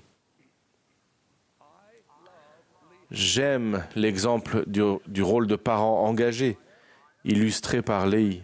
Saria, Néphi et Sam menaient une vie juste. Pourtant, le Seigneur leur réservait quelque chose de meilleur, de plus doux. Ils ne savaient pas où la trouver, contrairement à Léhi. Il les a donc appelés d'une voix forte, pour qu'ils viennent à l'arbre de vie et en prennent du fruit. Ces directives étaient claires. Il ne pouvait pas y avoir de malentendu. Je suis le résultat du même genre de parents engagés. Quand j'étais un jeune garçon de 11 ou 12 ans, ma mère m'a demandé « Marc, sais-tu personnellement, grâce au Saint-Esprit, que l'Évangile est vrai ?» Sa question m'a surpris. Jusqu'alors, je m'étais toujours efforcé d'être un bon garçon, et je pensais que cela suffisait. Mais ma mère, comme Léhi, savait qu'il me manquait quelque chose. Je devais agir et savoir par moi-même. J'ai répondu que je n'avais pas encore eu cette expérience. Elle n'a pas semblé surprise du tout. Elle m'a alors dit quelque chose que je n'ai jamais oublié. Jusqu'à aujourd'hui, notre Père Céleste veut que tu le saches par toi-même. Mais tu dois faire les efforts nécessaires. Tu dois lire le livre de Mormon et prier pour le savoir grâce au Saint-Esprit. Notre Père Céleste répondra à tes prières. Eh bien, je n'avais jamais lu le livre de Mormon auparavant. Je ne pensais pas être suffisamment âgé pour le faire, mais ma mère savait mieux que moi. Sa question a fait naître en moi le désir de le savoir par moi-même. Ainsi, chaque soir, dans la chambre que je partageais avec deux de mes frères, j'allumais la lumière au-dessus de mon lit et je lisais un chapitre du livre de Mormon. Puis, éteignant la lumière, je me glissais en dehors de mon lit et priais à genoux. J'ai prié plus sincèrement et avec un plus grand désir que jamais auparavant. J'ai demandé à notre Père Céleste de me faire savoir si le livre de Mormon était vrai. Dès que j'ai commencé à lire le livre de Mormon, j'ai ressenti que notre Père Céleste remarquait mes efforts. J'ai senti que je comptais pour lui. Pendant que je lisais et priais, des sentiments doux et paisibles m'enveloppaient. Chapitre après chapitre, la lumière de la foi devenait plus brillante dans mon âme.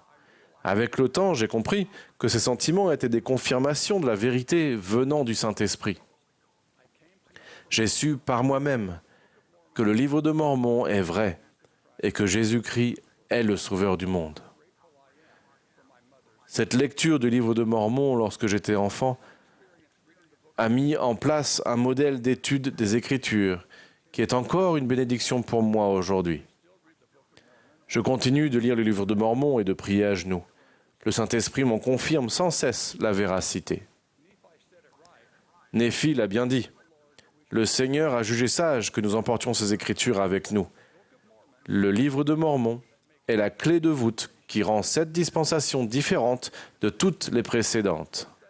Si nous étudions le livre de Mormon et suivons le prophète vivant, nous ne connaîtrons pas d'apostasie personnelle. L'invitation à venir à l'arbre de vie en nous tenant fermement à la parole de Dieu n'est pas seulement une invitation de Léhi à sa famille, et ce n'est pas seulement une invitation de ma mère à lire le livre de Mormon et à prier à son sujet. C'est également une invitation de notre prophète, Russell Nelson, à chacun de nous.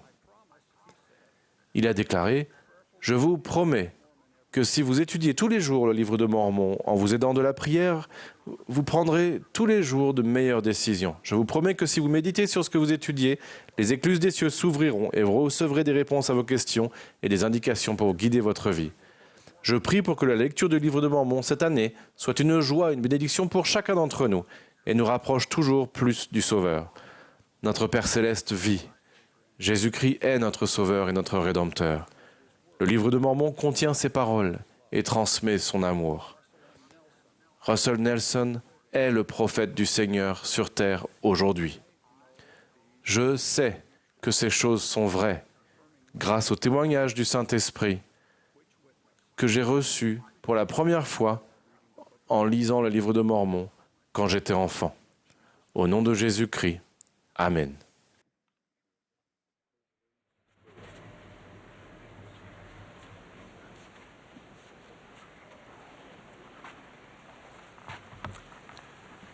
À la fin de cette conférence, nous exprimons nos sincères remerciements à toutes les personnes qui ont travaillé diligemment à la préparation de ces sessions. Nous remercions tous les orateurs ainsi que toutes les personnes qui nous ont édifiés par la musique. Le dernier orateur de cette session sera notre prophète bien-aimé, Russell Nelson. Après le discours du président Nelson, le chœur clôturera cette conférence en chantant « Vivons ce bonheur ». Amy Wright, première conseillère dans la présidence générale de la primaire, fera ensuite la prière de clôture et la conférence prendra fin.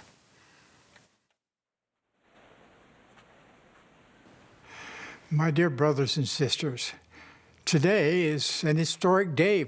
est un jour historique pour Dallin Oaks et moi-même. Il y a 40 ans, le 7 avril 1984, nous avons été appelés au Collège des 12 apôtres. Depuis, nous nous sommes réjouis à chaque conférence générale, y compris celle-ci. Nous avons, une fois de plus, été bénis par un déversement sacré de l'Esprit. J'espère que vous étudierez à plusieurs reprises les messages de cette conférence au cours des mois à venir. À ma naissance, il y avait 6 temples en activité dans l'Église, situés à Saint-Georges, Logan, Manti et Salt Lake City, ainsi qu'à Cardston, au Canada, et à Lae, à Hawaï. 2 temples avaient fonctionné brièvement auparavant, à Kirtland et à Nauvoo. Lorsque le corps principal de l'Église s'est déplacé vers l'ouest, les saints ont été contraints de laisser ces 2 temples derrière eux. Le temple de Nauvoo a été détruit par un incendie criminel. Il a été reconstruit plus tard, puis consacré par Gordon B. Hinckley. Le temple de Kirtland a été profané par des ennemis de l'Église. Plus tard, le temple de Kirtland a été acquis par la communauté du Christ, qui en a été propriétaire pendant de nombreuses années. Le mois dernier, nous avons annoncé que l'Église de Jésus-Christ des Saints des Derniers Jours avait acheté le temple de Kirtland, ainsi que plusieurs sites historiques importants de Nauvoo. Nous apprécions grandement les discussions cordiales et réciproquement bénéfiques que nous avons eues avec les dirigeants de la communauté du Christ qui ont abouti à cet accord. Le temple de Kirtland revêt une importance particulière dans le rétablissement de l'Évangile de Jésus-Christ. Plusieurs événements qui s'y sont déroulés avaient été prophétisés depuis des millénaires et étaient essentiels pour que l'Église rétablie du Seigneur puisse remplir sa mission des derniers jours. Le plus important de ces événements s'est produit un dimanche de Pâques, le 3 avril 1836. Ce jour-là, Joseph Smith et Oliver Cowdery ont reçu plusieurs visites remarquables. Tout d'abord, le Seigneur Jésus-Christ leur est apparu. Le prophète a rapporté que les yeux du Sauveur étaient comme une flamme de feu. Ses cheveux étaient blancs comme la neige immaculée. Son visage était plus brillant que l'éclat du soleil et sa voix était comme le bruit du déferlement de grandes eaux. Au cours de cette visite, le Seigneur a affirmé son identité. Il a dit « Je suis le premier et le dernier. Je suis celui qui vit. Je suis celui qui fut immolé. Je suis votre avocat auprès du Père. » Jésus-Christ a ensuite déclaré qu'il avait accepté le temple comme sa maison et a fait cette promesse magnifique. « Je me manifesterai avec miséricorde à mon peuple dans cette maison. » Cette promesse importante s'applique à tous les temples consacrés aujourd'hui. Je vous invite à réfléchir à ce que la promesse du Seigneur signifie pour vous personnellement. Après la visite du Sauveur, Moïse est apparu. Il a conféré les clés du rassemblement d'Israël et du retour des 10 tribus à Joseph Smith. Lorsque cette vision s'est achevée, Élias est apparu et a remis la dispensation de l'évangile d'Abraham à Joseph. Ensuite, Élie, le prophète, est apparu. Son apparition était l'accomplissement de la promesse de Malachie selon laquelle, avant la seconde venue, le Seigneur enverrait Élie pour ramener le cœur des pères à leurs enfants et le cœur des enfants à leurs pères. Élie a alors conféré les clés du pouvoir de scellement à Joseph Smith. On ne saurait trop insister sur l'importance du rétablissement de ces clés sur la terre par ces 3 messagers célestes sous la direction du Seigneur. Les clés de la prêtrise constituent l'autorité et le pouvoir de présidence. Les clés de la prêtrise régissent la manière dont la prêtrise de Dieu peut être utilisée pour réaliser les desseins du Seigneur et bénir tous ceux qui acceptent l'évangile rétabli de Jésus-Christ. Il est important de noter qu'avant l'organisation de l'Église, des messagers célestes avaient conféré les prêtrises d'Aaron et de Melchisédek au prophète Joseph et lui avaient donné les clés de ces 2 prêtrises. Ces clés ont donné à Joseph Smith l'autorité d'organiser l'Église en 1830. Ensuite, en 1836, dans le temple de Kirtland, la remise de ces 3 clés de la prêtrise supplémentaires, à savoir les clés du rassemblement d'Israël, les clés de l'évangile d'Abraham et les clés du pouvoir de scellement, était essentielle. Ces clés ont donné à Joseph Smith et à tous les présidents de l'Église du Seigneur qui lui ont succédé l'autorité de rassembler Israël des 2 côtés du voile, de bénir tous les enfants de l'alliance des bénédictions d'Abraham, de ratifier les ordonnances et les alliances de la prêtrise et de sceller les familles pour l'éternité. Le pouvoir de ces clés de la prêtrise est époustouflant et infini. Réfléchissez à la façon dont votre vie serait différente si les clés de la prêtrise n'avaient pas été rétablies sur la terre. Sans les clés de la prêtrise, vous ne pourriez pas être doté du pouvoir de Dieu. Sans les clés de la prêtrise, l'Église ne serait qu'une grande organisation dévouée à l'enseignement et à l'aide humanitaire, mais pas beaucoup plus.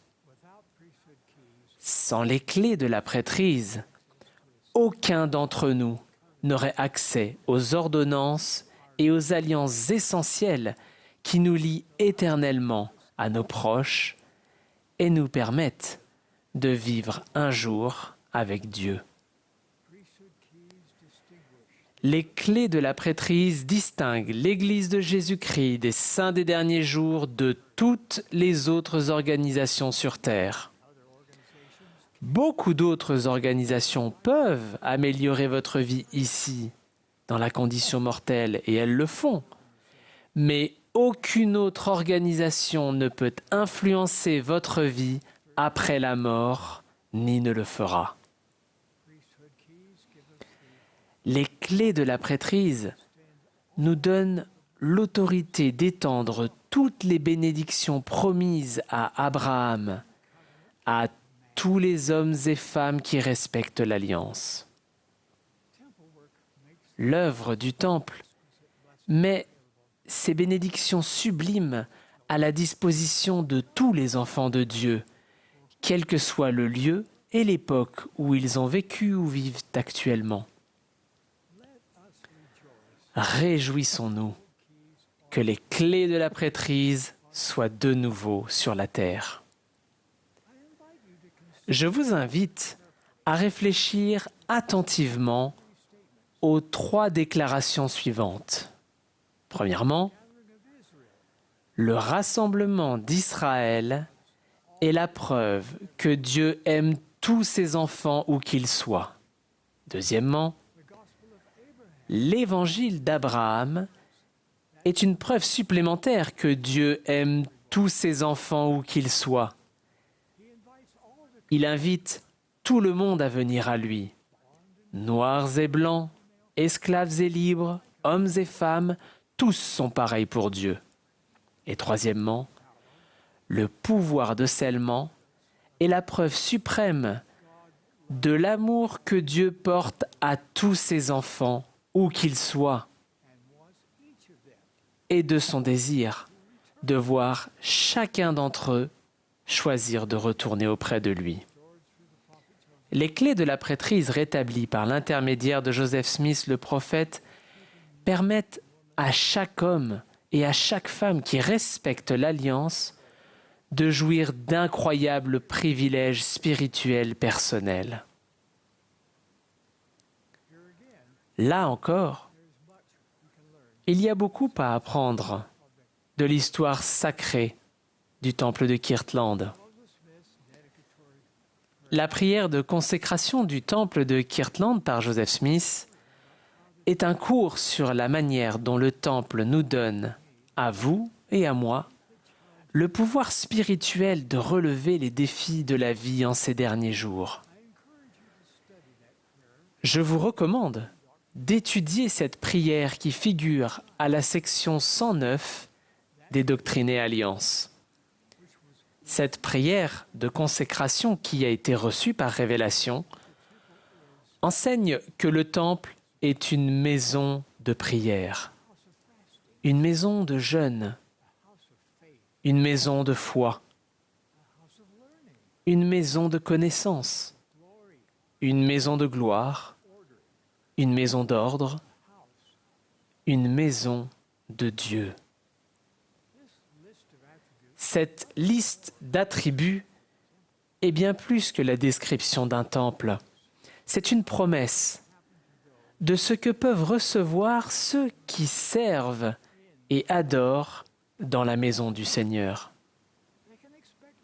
Ils peuvent s'attendre à recevoir des réponses à leurs prières, des révélations personnelles, une plus grande foi, de la force, du réconfort, davantage de connaissances et plus de pouvoir. Le temps passé au temple vous aidera à penser de manière céleste et à acquérir la vision de qui vous êtes vraiment, de qui vous pouvez devenir et du genre de vie que vous pouvez avoir pour l'éternité.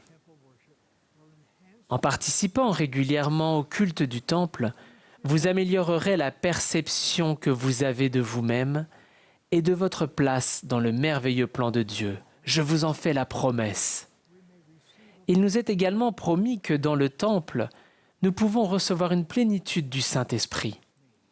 Imaginez ce que cette promesse implique quant à la façon dont les cieux peuvent s'ouvrir pour chaque personne qui recherche sérieusement la vérité éternelle.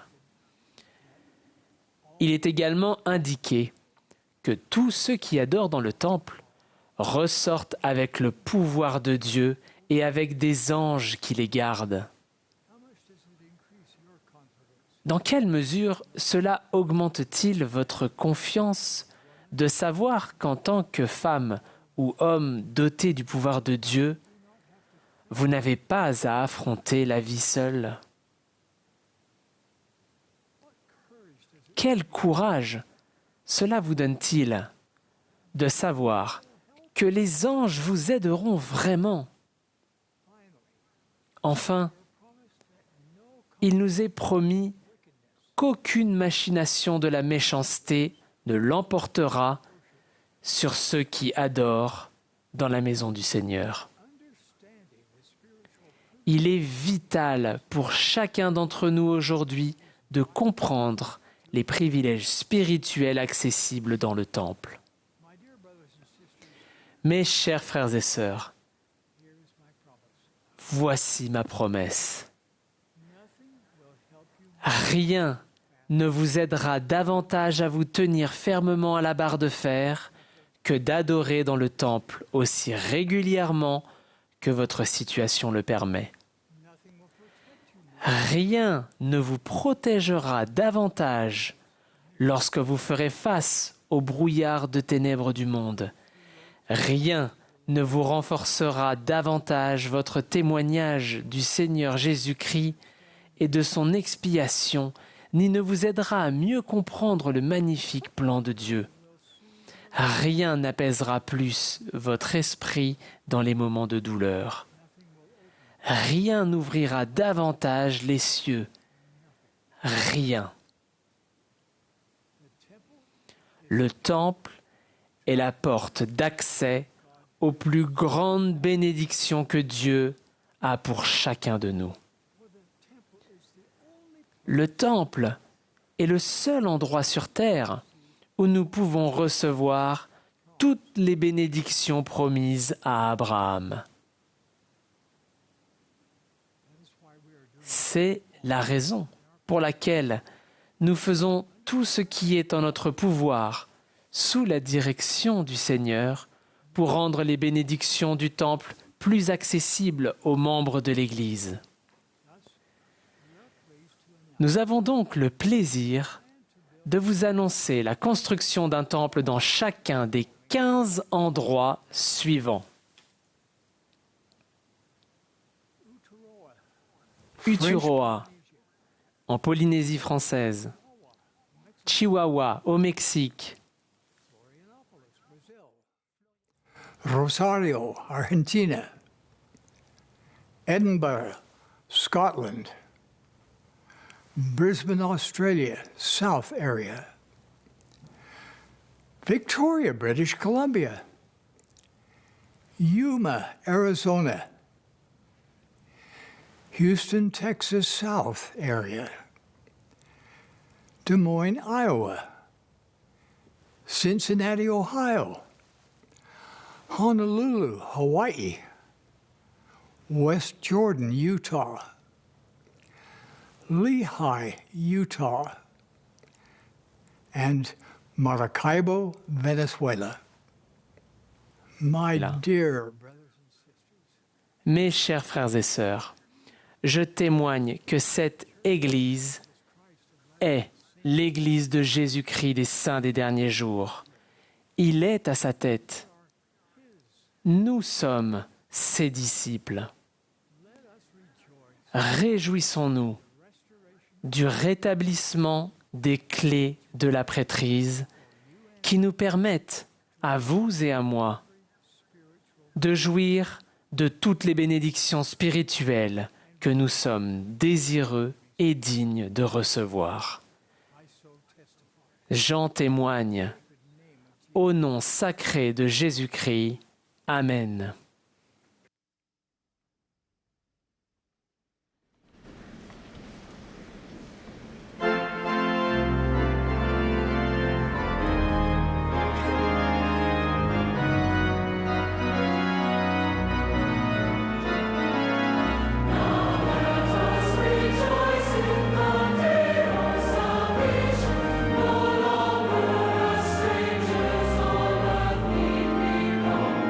Good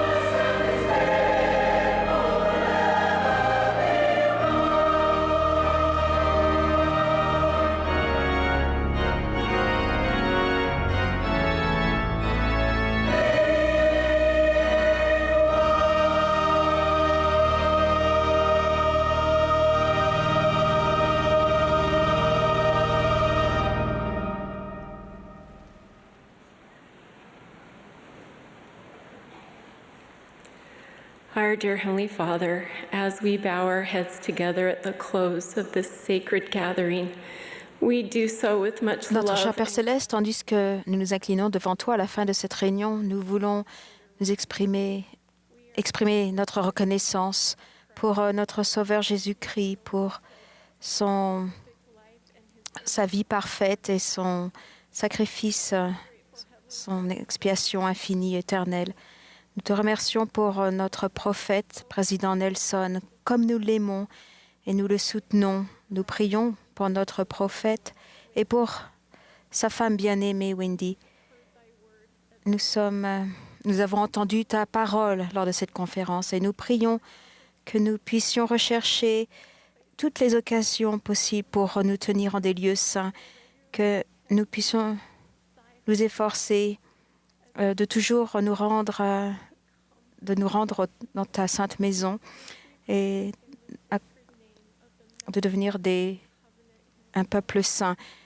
Et nous disons ces choses au nom de Jésus-Christ. Amen.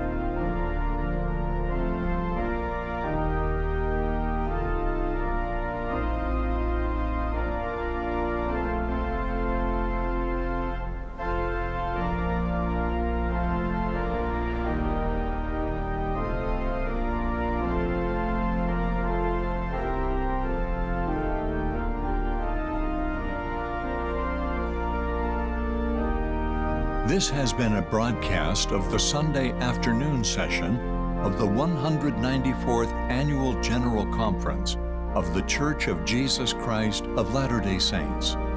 Speakers were selected from leaders of the church. Music was provided by the Tabernacle Choir at Temple Square. This broadcast has been furnished as a public service by Bonneville Distribution. Any reproduction, recording, transcription, or other use of this program without written consent is prohibited.